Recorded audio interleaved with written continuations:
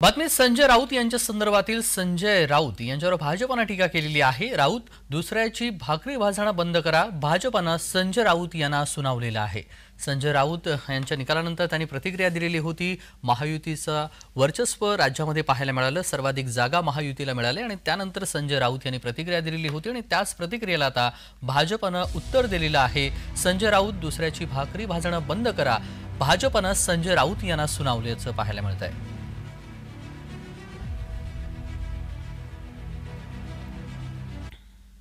मुख्यमंत्री कोण होणार हे गुजरात लॉबी ठरवेल।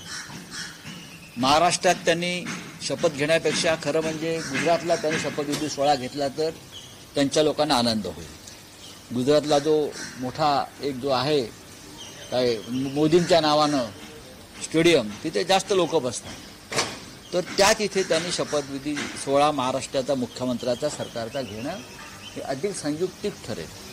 शिवतीर्थावर घेतला तर तो छत्रपती शिवाजी महाराजांचा अपमान ठरेल, वानखेडेवरती घेतला तर समोरच्या 106 हुतात्म्यांचा अपमान ठरेल। दुसरी महत्वाची गोष्ट म्हणजे संजय राऊत हे कोण आहेत की ते आम्हाला सांगतायत की आता महायुतीचा मुख्यमंत्री कोण राहणार कोण नाही। मला वाटतं यांनी आता दुसऱ्याच्या भाकरी भाजायच्या बंद करायला पाहिजे।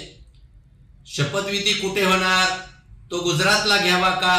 मला तर असं वाटतं की संजय राऊत हेच खरे महाराष्ट्राचे शत्रू होते, शत्रू आहेत आणि हे आता महाविकास आघाडीच्या नेत्यांनी ओळखलंय आणि म्हणून आता संजय राऊताला खड्यासारखं महाविकास आघाडी उचलून बाजूला टाकल्याशिवाय राहणार नाही। 2-3 दिवसात तुम्हाला कळेल।